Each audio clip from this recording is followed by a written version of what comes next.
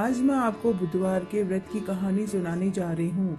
अगर आप बुधवार का व्रत करते हैं तो आपको बुधवार की कहानी जरूर सुननी चाहिए। इससे व्रत का पूरा फल मिलता है। कहानी है कि किसी नगर में एक राजा था। उसके 2 रानियां थी। बड़ी रानी बहुत ही कुटिल स्वभाव की थी, बहुत ही गुस्सैल, लालची, स्वार्थी स्वभाव की थी। वो अपना मतलब सबसे पहले देखती थी। बड़ी रानी के 2 पुत्र थे, जबकि छोटी रानी बिल्कुल उलट स्वभाव की थी, बहुत ही नम्र, सबको आदर देने वाली, सबकी इज्जत करने वाली, परंतु उसे कोई औलाद नहीं थी। छोटी रानी के कोई औलाद नहीं थी, परंतु वो स्वभाव में बहुत ही नम्र स्वभाव की थी। उसके कोई औलाद नहीं थी और वो गणेश जी की पूजा पाठ किया करती थी। हमेशा गजानन जी, गजानन जी, गजानन जी बोला करती थी।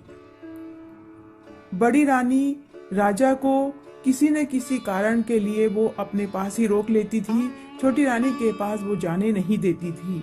कभी वो कहती थी बच्चे की बुखार है, कभी किसी और वजह से वो राजा को अपने पास ही रोक लेती थी। वो छोटी रानी के पास जाने नहीं देती थी।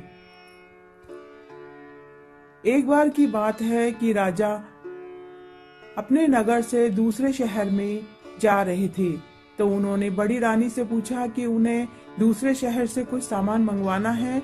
तो बड़ी रानी ने बहुत लंबी चौड़ी लिस्ट दी और खाने की, पीने की, अपने बच्चों के लिए, खुद के लिए सोने चांदी, कपड़े, गहने, सब कुछ उस लिस्ट में लिखकर दे दिया। जब राजा छोटी रानी के पास पहुंचे कि आपको भी नगर से कुछ मंगवाना है, तो छोटी रानी कुछ नहीं बोली, सिर्फ गजानन जी बोल रही थी। तो मंत्री ने कहा कि महाराज, छोटी रानी कभी कुछ अपने लिए नहीं मंगवाती है, तो क्यों नहीं हम उनके लिए गणेश जी की एक छोटी सी प्रतिमा आते समय ले आए। तब राजा ने कहा, हाँ मंत्री, आप याद रखना, मैं भूल जाऊं तो भी आप याद रखना। इस प्रकार राजा नगर को चले गए। जब वो वापस लौट रहे थे तो बड़ी रानी ने जो लिस्ट में सारा सामान दिया था वो तो राजा ने सब कुछ खरीद लिया, लेकिन छोटी रानी के लिए वो गणेश जी की प्रतिमा लेना भूल गए। अचानक से मंत्री को याद आया और उन्होंने राजा को याद दिलाया। राजा ने कहा, हम तो भूल ही गए हैं रानी के लिए प्रतिमा लाना। तभी अचानक उन्होंने देखा कि सड़क के किनारे एक मूर्ति बेचने वाला बैठा था। उसके पास सभी देवी देवताओं की मूर्ति थी। तब राजा ने मंत्री को आदेश दिया कि आप जाइए, वहां से एक सुंदर सी गणेश जी की प्रतिमा लेकर आ जाइए। तब मंत्री वहां पहुंचा और पीतल की बहुत सुंदर प्रतिमा जो गणेश जी की थी वो लेकर आ गए। इस प्रकार राजा अपने महल में आए और जो बड़ी रानी ने जो सारे सामान मंगवाए थे वो उनको दिए, और छोटी रानी ने जो गणेश जी की प्रतिमा मंगवाई थी, या उन्होंने तो नहीं मंगवाई थी, लेकिन जो राजा लेकर आए थे वो उन्होंने छोटी रानी को दे दी। छोटी रानी ने गणेश जी की प्रतिमा देखकर बहुत प्रसन्न हुई और उन्होंने उसे पूजा के स्थान पर स्थापित कर दिया। जैसे ही वो प्रतिमा राजमहल में आई, तब से ही महल में अच्छे अच्छे शुभ समाचार सुनने को मिल रहे थे।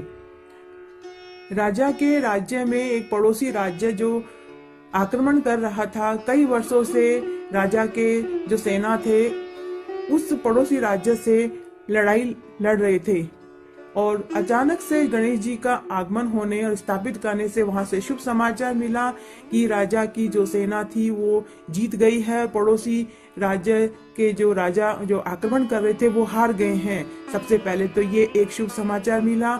उसके बाद उस राजा के राज्य में पानी की बहुत कमी थी। अचानक से उनको समाचार मिला कि सारे जलाशय, तालाब, बावड़ी, कुएं सब पानी से भर गए हैं। पेड़ पौधे पर फूल और फल उग गए हैं और बहुत अच्छी फसल हुई है। 3 महीने बाद ही रानी को भी गर्भ ठहर गया। इस प्रकार से जब से गणेश जी को स्थापित किया है, तब से अलग अलग जगह से अच्छे अच्छे शुभ समाचार सुनने को मिल रहे थे। राजा भी बहुत खुश हुए छोटी रानी से। जब बड़ी रानी को पता चला कि छोटी रानी को गर्भ ठहर गया है, तो उसे तो काटो तो खून नहीं। अब वो सोच रही थी कि ये तो बहुत गलत हो गया है। जब से ये गणेश जी स्थापित हुए हैं तब से कुछ न कुछ अच्छा हो रहा है। तब बड़ी रानी ने अपनी दासी और बांदियों से कहकर छोटी रानी के यहाँ से गणेश जी की प्रतिमा को उठाकर लाने के लिए कहा। 4 दासियां छोटी रानी के पास पहुंची। एक दासी तो गणेश जी की प्रतिमा को ढूंढने में लग गई, 2 दासियां छोटी रानी से बातों में लग गई और चौथी जो दासी थी उसने वो गणेश जी की प्रतिमा चोरी कर ली। चोरी करके उन्होंने महल के ही कुएं में उसको डाल दिया। रातों रात ही वहां पर एक बहुत ही बड़ा सा पेड़ उग गया। उस पेड़ में एक बहुत ही सुंदर सोने का फूल, सिर्फ एक सोने का फूल उसमें उग गया। सुबह उठकर जब सबने देखा तो सब उस फूल को लेना चाह रही थी। सबसे पहले दरबारी वहां पहुंचे तो वो फूल किसी के हाथ नहीं आया। फिर बड़ी रानी वहां आई, फिर राजा आए, सारे मंत्रियों को बुलवाया गया, किसी के भी हाथ में वो फूल नहीं आया। अचानक से सबने छोटी रानी के वहां न होने का बोला तो सब राजा ने छोटी रानी को बुलवाया। जैसे ही छोटी रानी वहां आई उसने अपनी झोली फैला दी और फूल अपने आप टूटकर छोटी रानी की झोली में आ गया और वो वापस से गणेश जी की प्रतिमा में बदल गया। राजा को बड़ा आश्चर्य हुआ कि ये वही प्रतिमा थी जो वो कल ही शहर से लेकर आए थे। तो उन्होंने रानी से पूछा कि ये प्रतिमा इस कुएं में किस प्रकार आई।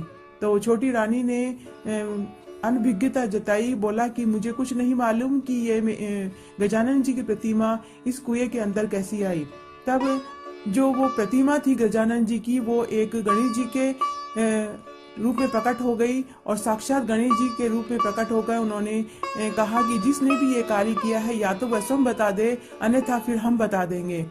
बड़ी रानी ने फिर भी नहीं बताई, लेकिन बड़ी रानी शर्म से झुकी जा रही थी। उसे अपनी गलती का एहसास था लेकिन वह बोल नहीं पा रही थी।